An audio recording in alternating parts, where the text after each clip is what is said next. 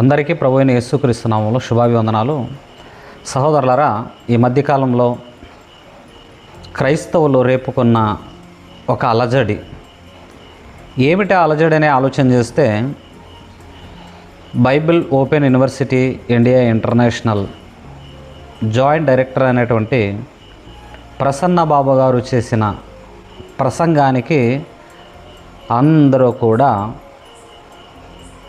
విచ్చలవిడిగా మాట్లాడటము మొదలుపెట్టారు. ఏమిటి అని అంటే ఆ మాట విషయంలో ఆ మాటను బట్టి మనం ఆలోచన చేసుకోగలిగితే, హెబ్రీయులకు రాసిన పత్రిక 5వ అధ్యాయము 7వ వచనము, హెబ్రీయులకు రాసిన పత్రిక 5వ అధ్యాయము 7వ వచనంలో చాలా చక్కటి విషయం అది. ఏమని? శరీరధారి అయ్యున్న దినములలో మహారోదనముతోనూ కన్నీళ్లతోనూ తన్ను మరణము నుండి రక్షింపగలవానికి ప్రార్థనలను యాచనలను సమర్పించి భయభక్తులు కలిగి ఉన్నందున ఆయన అంగీకరింపబడెను. ఎన్నోసార్లు ప్రార్థించాడు, అందుకే ప్రార్థనలు. ఎన్నోసార్లు యాచించాడు, అందుకే యాచనలను. ఒక్కసారి కదా ఆయన అడిగింది. యేసుక్రీస్తు ప్రభువారు పరలోకమందున్న కన్నతండ్రి అయిన దేవుణ్ణి మన నిమిత్తము, తన నిమిత్తము ఎన్నోసార్లు యాచించాడు. యాచించటం అంటే ఇంతకుముందు ఎన్నోసార్లు వీడియోలో కూడా నేను మాట్లాడాను. ఎన్నిసార్లు మాట్లాడినప్పటికీ కూడా క్రైస్తవులకు అర్థం కాలేదు. ఎందుకంటే మూఢభక్తుల్లో బ్రతుకుతున్న వారు వీరు. మంచి విజ్ఞులు, అన్ని విధాలుగా ఆలోచన కలిగిన వారు ఆ మాటను అర్థం చేసుకుంటారు.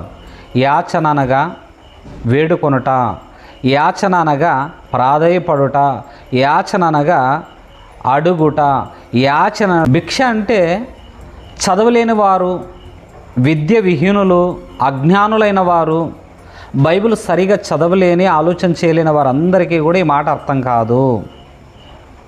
అందుకే ప్రసన్న బాబు గారు మాట్లాడిన మాట, తండ్రిని భిక్ష వేడుకున్నాడు. ఎవరి గురించి? తన గురించి, సర్వ మానవ కోటి గురించి కూడా ఆయన భిక్ష వేడుకున్నాడు. కరెక్ట్గానే చెప్పాడు.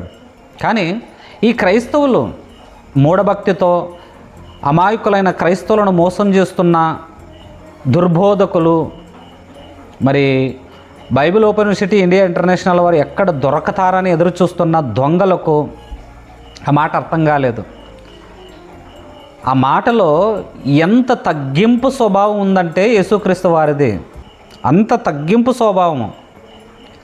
సర్వమును సర్వలోకమును సృష్టించిన సర్వాధికారి అయిన క్రీస్తు తండ్రి చెప్పిన మాటను జబదాటక అన్ని విషయాలలో కూడా సమస్తమును కూడా నిర్మాణం చేసిన లోకరక్షకుడు యేసుక్రీస్తు ప్రభువారు అంత ఉన్నతమైన వ్యక్తి అయినప్పటికీ కూడా భూమి మీద భిక్షమడిగే పరిస్థితుల్లో ఉన్నాడంటే ఆయన ఎంత తగ్గింపు కలిగిన వ్యక్తి అయి ఉన్నాడో ఒకసారి మనం అందరం కూడా ఆలోచించాలి.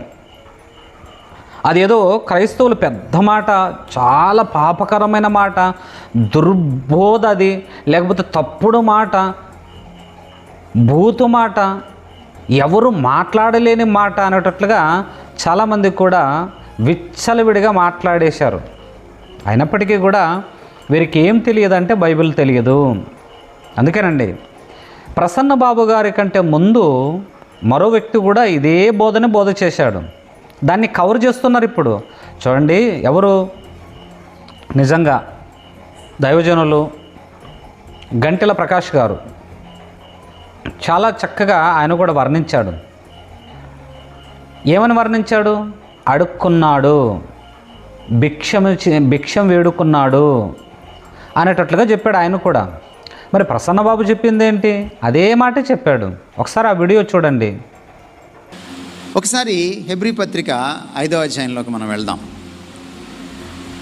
7-8 వచనాలు చదువుతారమ్మా ఎవరైనా? శరీరధారిగా ఉన్న దినములలో మహారోదనముతోను కన్నీళ్లతోను తన్ను మరణము నుండి రక్షింపగలవానికి ప్రార్థనలను యాచనలను సమర్పించి భయభక్తులు కలిగి ఉన్నందున ఆయన అంగీకరింపబడెను. ఆయన ప్రార్థనలో ఆ ప్రార్థన తీరు మీకేం అర్థమైంది? యాచన అంటే తెలుసా? యాచన అంటే ఏమిటి? అడగడం కాదమ్మా, అడుక్కోవడం. అడగడం వేరు, అడుక్కోవడం వేరు. భిక్షాటన, భిక్షమెత్తుకోవడం. ఎవరైనా సాక్షాత్తు దేవుని కుమారుడు. ఆయన మాట్లాడిన మాట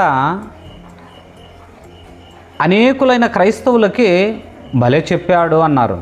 ఇలా మాట్లాడాలండి అని కవరింగ్ చేసుకుంటున్నారు. ప్రసన్న బాబు గారు మాట్లాడింది ఇలా కాదు. ఏమని మాట్లాడాడు ప్రసన్న బాబు?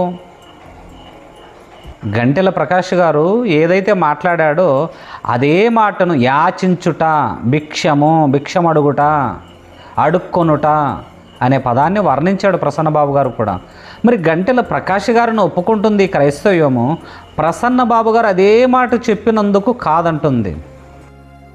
చెప్పే తర్వాత సత్యాల్ని, ఈ త్రిత్వ సిద్ధాంతం గురించి మనం బయట పెట్టే రహస్యాల్ని ఈ సమాజం వినకుండా ఉండాలంటే ఇదిగో తప్పు చెప్పేశారు, భిక్షగాడు అనేసాడు నేను యాచించాను అని చెప్పేదానికి మనం అర్థాన్ని చెప్పామంతే. ఏమంటే ఒక క్రైస్తవుడిగా నా యేసును తక్కువ చేయడం నాకు ఇష్టమా చెప్పండి? ఏమర్థమైందో మరి క్రైస్తవ్యానికి అర్థం కాలేదు.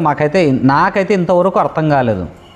కాబట్టి BOUI పైన కక్ష సాధింపులంతా కూడా ఈ క్రైస్తవ్యానికి నాశనమే. తండ్రి యొక్క ప్రతిఫలాన్ని పోగొట్టుకోవటమే.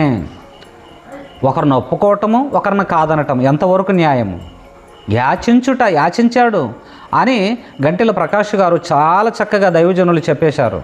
అదే మాటనే మరలా ప్రసన్నబాబు గారి నోట విన్నాను నేను. ప్రసన్నబాబు ఇలా అన్నాడు, అలా అన్నాడు, దుర్బోధకుడు, దొంగ బోధకుడు అంటే గంటెల ప్రకాష్ గారిని మాత్రము అలా అనటం లేదు. కారణము ఒకరిని మెచ్చుకొనట, ఒకరిని తీసివేయట ఈ మూఢభక్తులైన బోధకులకు ఒక అలవాటుగా మారిపోయింది.